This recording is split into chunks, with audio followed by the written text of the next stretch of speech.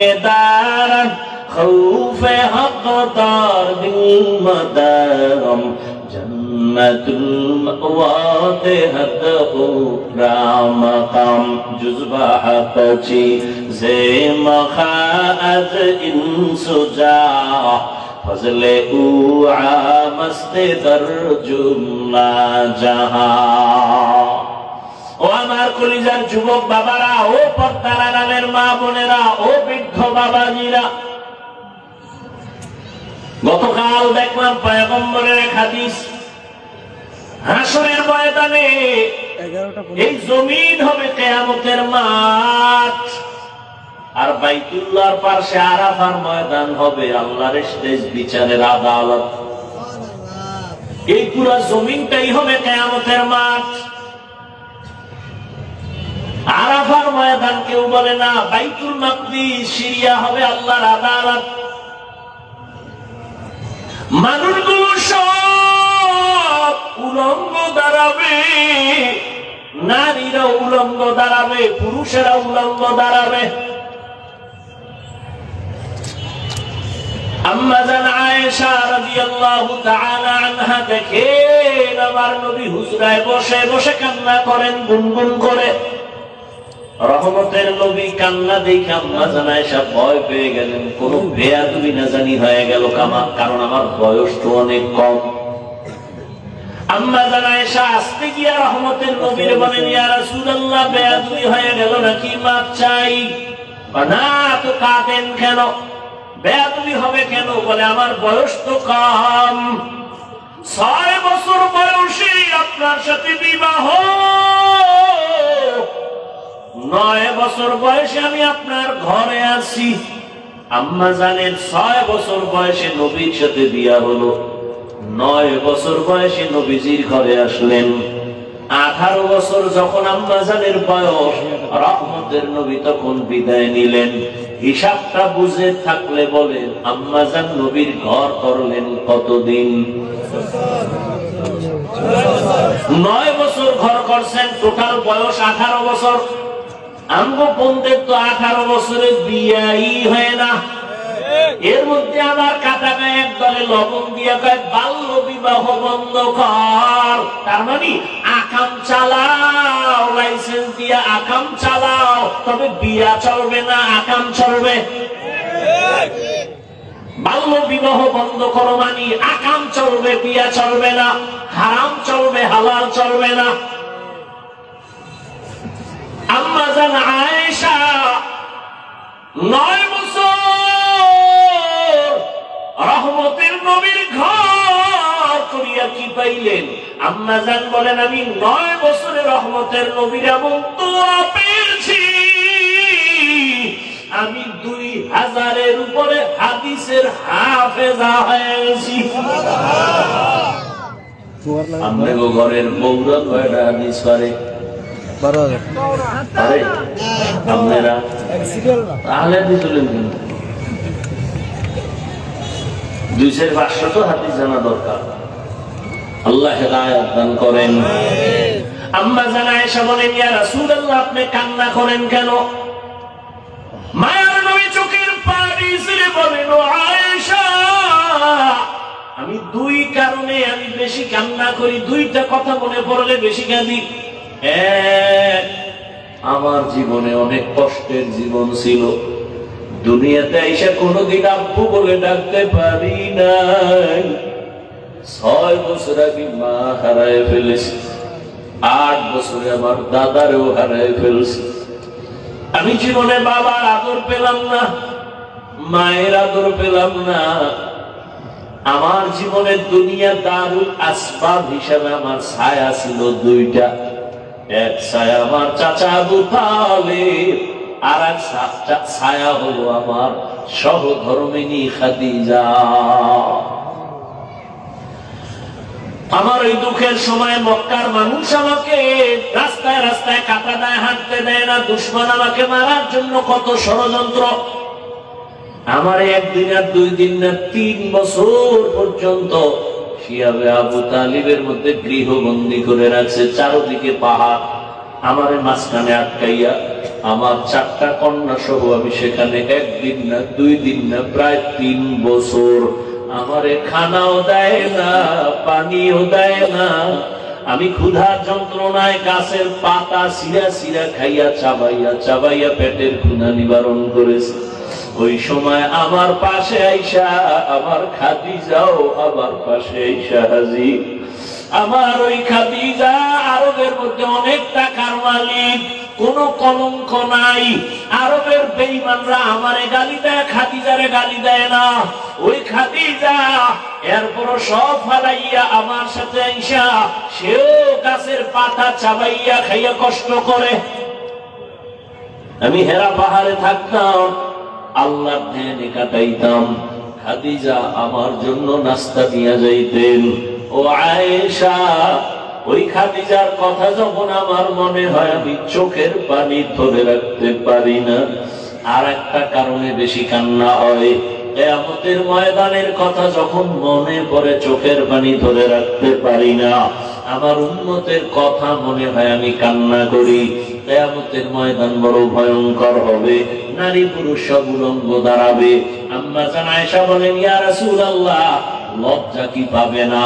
নবীজি বলেন, আয়েশা, লজ্জা পাবে দূরের কথা, কেউ কারো দিকে তাকাবার মতো হুঁশই থাকবে না। কেউ কারো দিকে তাকাবার হুঁশ থাকবে না। সব সূর্যের গরমে মাথা ফেটে যাবে, সূর্যটার গরমে মাটির জমিন পুড়িয়া তামা হয়ে যাবে। নবীদের কোনো গুনাহ নাই, তারাও কান্না করবেন নিজেদের চিন্তায়। উম্মতেরা পাগলের মতো হয়ে যাবে। অন্যদিকে জাহান্নামের আওয়াজ, জাহান্নাম চিৎকার দিবে, আল্লাহ বেনামাজি গুলো কই? বেনামাজি গুনাহগার গুলো আমার পেটে দাও, আমার পেটে বড় ক্ষুধা। আমি আল্লাহ পাক রব্বুল আলামিন জাহান্নামের শিকল লাগায় ফেরেশতা দিয়া বাঁধাবো। আম্মা জানকে নবী ঘটনা শুনান, আম্মা জানো কাঁদেন, নবীও কান্না করেন। নবীরা পর্যন্ত কি পরিমাণ ভয়ঙ্কর হালাত হলে নিজেরাও কান্না করবেন। আদম নবী কাঁদবেন, মুসা নবী কান্না করবেন, ঈসা নবী কান্না করবেন, ইব্রাহিম নবী কান্না করবেন। নিজের চিন্তায়, উম্মতের কোনো চিন্তাই তাদের আর থাকবে না। আম্মা জান আয়েশা রাদিয়াল্লাহু আনহা বলেন, তখন কি উপায় হবে? বলে, উম্মতেরা পাগলের মতো দৌড়াবে, কোথায় যাবে? আদম নবীর কাছে যাবে, তিনি ফিরায় দিয়া বলবে আমি পারবো না। সুপারিশের জন্য মুসা নবীর কাছে যাবে, তিনিও ফিরায় দিবেন। যাইতে যাইতে সব শেষ হইয়া এক পর্যায়ে উম্মত আমারে তালাশ করবে। আম্মা জান আয়েশা বলে, নবী আপনাকে কোথায় পাওয়া যাবে? নবী বলেন, আয়েশা, আমি যখন আমার আল্লাহর কুদরতের সামনে মাকামে মাহমুদে সিজদায় পড়ে কান্না করব, সব নবীরা কাঁদবেন নিজের জন্য, আর আমি শুধু কান্না করব, আল্লাহ আমার উম্মতের বাঁচাও, আমার একটা উম্মত যেন জাহান্নামে না যায়। আমি শুধু উম্মতের জন্য কান্না করব। নবী বলেন, সেদিন একজন নেককার ব্যক্তিকে আল্লাহ দাঁড় করাবেন, জীবনভর শুধু নেক আমল। হঠাৎ করে যখন তার কিছু হালকা পাতলা গুনাহ আমল নামায় ওজন দিবে, দেখবে নেকের পাল্লা ভারীতে একটা নেকের মাত্র অভাব আছে। একটা নেক হইলেই সে জান্নাতে চলে যাবে। আল্লাহর বান্দাকে আল্লাহ বলবেন, দেখো তো তোমার আত্মীয় স্বজন আছে, একটা নেক নিয়ে আসো, যাও দেখো এই হাসরের মাঠে একটা নেক কে তোমাকে দেয়। আল্লাহর বান্দা তখন দৌড়াবে হাসরের ময়দানে। আরে ঘামের সাগরে কেউ হাবুডুবু খাবে, কেউ কান্না করে করে রক্ত বের হবে, এতটা কঠিন হালাত। নেক একটা নেকের টান মাত্র ছেলের কাছে যাবে, দিবে না, পরিচয় দিবে না। হঠাৎ কইরা একজন আল্লাহর বান্দা বলবে, দাঁড়াও, তুমি দৌড়াও কেন? ভাই তুমি কি বুঝবা? কয় বলো। আমার একটা নেকের টান আছে, যদি একটা নেক পেয়ে যায় আমি জান্নাতে যাব। এইবার ওই লোকটা কয়, আমার জীবনের সব গুনাহ আর গুনাহ, একটা নেক আছে, এইটা তুমি নিয়ে যাও, কারণ আমার একটা নেক দিয়ে তো জান্নাতে আমি যাইতে পারবো না, আমার গুনাহ অনেক বেশি। অতএব আমি নেকটা রাইখা লাভ কি? তোমারে দিয়ে দেই, তুমি জান্নাতে যাও। যখন ওই বান্দা এক নেক দিবে, আল্লাহর বান্দা একটা দৌড় মারবে আদালতে গিয়া বলবেন, হে আল্লাহ, একটা নেক আমার অভাব পূরণ হয়ে গেছে।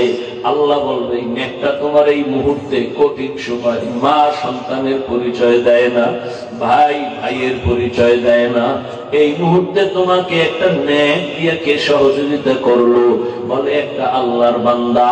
আল্লাহ বলবে, ফেরেশতা ওরে নিয়ে আসো। সামনে আনার পরে আল্লাহ বলবে, তুই যেই বান্দারে নেক দিলি কারণ কি? বান্দা চোখের পানি ছেড়ে বলবেন, হে মালিক, আমার সব গুনাহ ছাড়া কোনো নেক আমার নাই, একটা নেক মাত্র আমার আছে। আমি এই নেক দিয়ে দেখলাম আমি জান্নাতে যাইতে পারবো না, কিন্তু আমার এই নেক যদি মারে দেই, আমার ভাই সে জান্নাতে চলে যাবে, আমি তো জাহান্নামেই যাব। আমার তো নেক নাই, শুধু গুনার গুনাহ, নামাজ না পড়ার গুনাহ, বেপরদায় চলার গুনাহ, জবানের গুনাহ, চোখের গুনাহ, হাতের গুনাহ। তবে আমার একটা নেক দিয়া কোনো কাজ হবে না। আমি একটা নেক তারে দিয়া জান্নাতে আমি দিতে চাই। আমার ভাই কেন কষ্ট করবে, জান্নাতে যাক। আমার আল্লাহ বলবে, বান্দা এই কঠিন সময় এতটা মোহাব্বতের নজরে যদি বান্দা তুমি ওই বান্দারে সহযোগিতা করছো, আমি মাওলার নাম তো রহমান আর রহিম, আমি মাওলা কেন তোমাকে সহযোগিতা করব না? তুমি যেহেতু একটা নেক দিয়ে ওরে জান্নাতি বানাইছো, আমি আল্লাহ দয়া দিয়া তোমাকেও জান্নাতি বানায় দিলাম। ফেরেশতারা একেও জান্নাতে নিয়ে যাও। ও আল্লাহর বান্দারা, জীবনে তো দাড়ি কম কাটো নাই, নামাজ কম ছাড়ো নাই, বেপরদায় কম চলো নাই। আমি একটু আগে বলছি রে যুবক, আমি তোমাকে এতক্ষণ যে বয়ান শুনাইলাম, একবারও কিন্তু বলি নাই আমার মতো টুপি লাগাও, আমি একবারও বলি নাই আমি কওমি মাদ্রাসার সন্তান, তোমরাও কওমিতে যাও, স্কুল বন্ধ করে দাও, বলি নাই। আমি তাবলীগের লাইনের সন্তান, একবারও বলি নাই তাবলীগে যাও। আমি পীরের মুড়ি, একবারও বলি নাই পীরের কাছে যাও, না হয় জাহান্নামে যাইবা, একবারও বলি নাই। বড় আমি তোমাদের বলিয়া যাইতেছি, এখন শুনো। ও যুবক বাবা, তুমি স্কুলে পড়ো আলহামদুলিল্লাহ, চাকরি করো, কলেজে পড়ো, ভার্সিটিতে পড়ো, ব্যবসা করো, কোনো বাধা নাই। ডাক্তার হও, ইঞ্জিনিয়ার হও, প্রফেসর হও, তুমি যাই হও না কেন, তুমি একজন ডাক্তার হও, ব্যবসায়ী হও, চাকরিজীবী হও, তবে আমার ছোট একটা দাবি, জীবনে কোনোদিন বেয়াদব হইও না। বলবা, হাফিজ ভাই বেয়াদব হব না, তার ব্যাখ্যাটা কি? 3 জায়গায় বেয়াদবি করবা না তো মরার আগে বিছানায় পড়ে যাইবা, জীবন ধ্বংস হয়ে যাবে। এক, মা বাবার সাথে বেয়াদবি করবা না। মা বাবারে যদি কষ্ট দাও, বদদোয়া যদি লেগে যায়, মরার আগে পঙ্গু হয়ে যাবা। শিক্ষকের সাথে বেয়াদবি করবা না। শিক্ষক যদি কষ্ট পায়, বদদোয়া লেগে যায়, তোমার লেখাপড়ার জীবন হারিয়ে ফেলবা। 3, উলামায়ে কেরামের সাথে বেয়াদবি করবা না। উলামায়ে কেরামের কষ্ট দিলে যদি বদদোয়া লেগে যায়, তোমার চরিত্র আর জীবনে ভালো হবে না। অনুরোধ, তুমি ডাক্তার হও, বেয়াদব হইও না। মা বাবার দোয়া নিয়া, শিক্ষকের দোয়া নিয়া, উলামায়ে কেরামের পরামর্শ নিয়া ডাক্তার হলে তোমার জীবন সফল, ইঞ্জিনিয়ার হও জীবন সফল, প্রফেসর হও জীবন সফল, ব্যবসায়ী চাকরিজীবী হও জীবন সফল। এবার তাকায়া দেখো, তোমার মতো কত যুবক স্কুলে পড়ে, কলেজে পড়ে, সত্য কথা বলো, 5 বেলার নামাজি নাই। তোমার কপালে তো খারাপ কেন? তুমি কেন পারো না রে বাবা?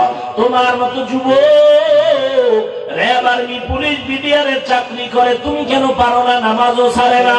তোমার মতো বান্দা জেনারেল লাইনে থাকিয়া তাকায় দেখো, কত ডাক্তার, প্রফেসর, ইঞ্জিনিয়ার নামাজি, বলো তুমি কেন পারবা না? তোমার বিবেকের উপরে বিচার চাই, বলো তোমার বিবেক দিয়া তুমি কেন পারবা না? রাস্তায় গাড়ি চালায় কত যুবক জেনারেল লাইনে, নামাজ ছাড়ে না, বলো তুমি কেন পারো না? দোকানদারি করে, হালাল খায়, নামাজ পড়ে, তুমি কেন পারো না?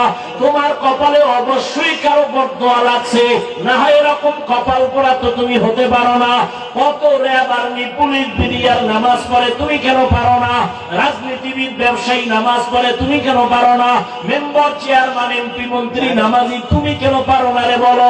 এখনো সময় আছে, তওবা করো। নদীর মধ্যে মাছ ধরে বহু যুবক, নামাজ ছাড়ে না, জমিনে কাজ করে, নামাজ বাদ দেয় না। কয়দিন জীবনে তো মনের আশা পুরে এত গুনাহ করছো, আর কত? এখনো কি ফিরবা না? মানুষের তো একটা শখ থাকে, জীবনে কত পার্কে পার্কে দৌড়াইলা, এখনো কি তওবা করবা না? জীবনে তো কত গুনাহ করলা, এখনো কি ফিরবা না? জীবনে তো কম নামাজ ছাড়ো নাই, এখন কি তওবা করবা না? আর কতদিন নামাজ বাদ দিলে তোমার মনের আশা পূরণ হবে? আর কত পার্কে পার্কে ঘুরলে তোমার আশা পূরণ হবে? জীবনে তো দাড়ি কম কাটো নাই, আর কত জীবন দাড়ি কাটলে তোমার আশা পূরণ হবে? এরপরে তওবা করবা। জীবনে তো বেয়াদবি কম করো নাই, আর কত মা বাবারে কষ্ট দিলে তোমার আশা পূরণ হবে? এখনো সময় আছে, তওবা করো। ও পর্দার আড়ালের আম্মা জানেরা, এতক্ষণ আপনাদের সন্তানদের যা শুনাইলাম, আপনাদের দোয়া ছাড়া সম্ভব না। এ দুনিয়ায় যত ভালো সন্তান আছে, মায়ের দোয়ার কারণে, মায়ের অবদানের কারণে ভালো ভালো সন্তান। গাছ ভালো হলে ফল ভালো, মা বাবার আদর্শ ভালো হলে সন্তান ভালো হবে। ও পর্দার আড়ালের মা, ও বোনেরা, আপনাদের মতো কত মা এখনো আছে বেপর্দায় চলে না, স্বামীর মাল খেয়ানত করে না, নামাজ ছাড়ে না, মোবাইলে সময় নষ্ট করে না। আপনারা কেন পারবেন না? ও বোনেরা, আপনাদের মতো কত নামাজি পর্দাওয়ালা মোবাইলে সময় নষ্ট করে না। এখনো সময় আছে, তওবা করে নেন। সন্তানটাকে আদর্শ ডাক্তার বানাইয়েন, বেয়াদব যেন না হয়। সন্তানটাকে আদর্শ ইঞ্জিনিয়ার বানাবেন, সন্তানটাকে আদর্শ প্রফেসর বানাবেন। কারো বর্তমান নিয়ে যেন ধ্বংস হয়ে না যায়। এখনো যদি তওবা করতে পারেন, সন্তানটাকে আল্লাহর মোহাব্বত নিয়ে দুনিয়ার লাইনে চালাইয়াও যদি আদর্শবান বানায় যান, সন্তান তেলাওয়াত করে দোয়া করবে, মানুষও দোয়া করবে। ও আমার যুবক বাবারা, এখনো যদি পারো তওবা করে নাও।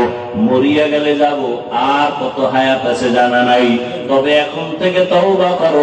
মনে মনে আমার আল্লাহকে বলো, হে আল্লাহ, জীবনে তো কম নামাজ ছাড়ি নাই, কম গুনাহ করি নাই, আজকে থেকে তওবা।